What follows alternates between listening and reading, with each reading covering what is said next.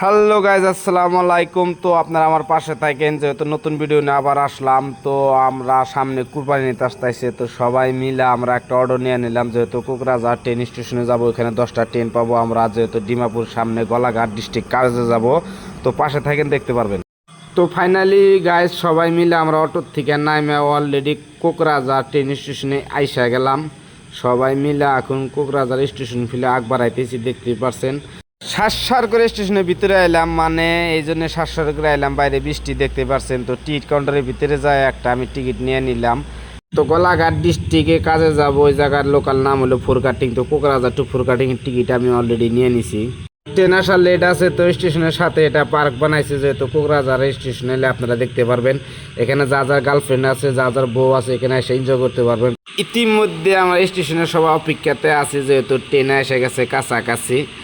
আশাবাদে আমার 5 ট্রেন চলে গেল, দেখতে পাচ্ছেন। রাইখা দিছে হাওড়া টু ডিব্রুগড় ট্রেন। তো রাখার বাদে ভিতরে ঢুকছে, অনেক জাম, যেহেতু জায়গা নাই, সবাই বোধাই না গেলে এখানে বয়ে রইলাম। এটা হইলো আঙ্গরে মেন বোধাই ভাই, যেহেতু সিট পানে মুন্ডা হয়ে গেছে বেজার। তো বেজার খাইলে ও না, যেহেতু বেজার আমরাও, যেহেতু আমরাও কেউ সিট পাই নাই। মানে ভিতরে এত ভিড়, তো দেখেন এত জাম হয়েছে, প্রচুর জাম হয়ে গেছে। যেহেতু বাইরে বসে থাকা ভালো।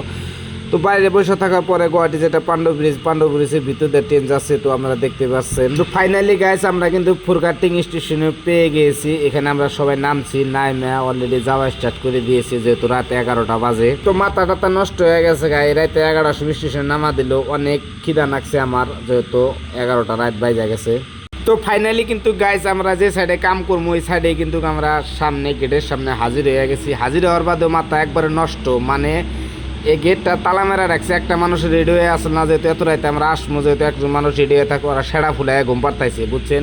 নাহলে এই গেট আমি ভাঙ্গিয়া কিন্তু ভিতরে যাবো, এই গেটটা পুরাপুরি সব ভাঙ্গিয়া দিন গেট, মানে মাথা আমার নষ্ট আছে। তো অবশেষে গেট ভাঙার কথা হন, ওরা ডরাই গেছে, লাস্টে দিল গেট খহায়া দিল। তো খহায়া দেওয়ার বাদে আমরা সবাই ভিতরে যাওয়া স্টার্ট করে দিলাম। তো গাইস আমার ভিডিও যদি ভালো লাগে অবশ্যই লাইক কমেন্ট শেয়ার করে দেবেন। আমার ফেসবুক পেজটা ফলো করে দেবেন। আমার কথার মাধ্যমে ভুল হলে অবশ্যই ক্ষমা দৃষ্টি চোখে দেখবেন, আর কমেন্টের মাধ্যমে জানাবেন। তো ওরা গেট তালা দিতেছে, তো আমাকে লাইট দুপুর গেছে, আমি দৌড়ি না, আমার পেটে লাগছে খিদে, আমার রাগ উঠে গেছে। তো আসসালামু আলাইকুম, খোদা হাফেজ।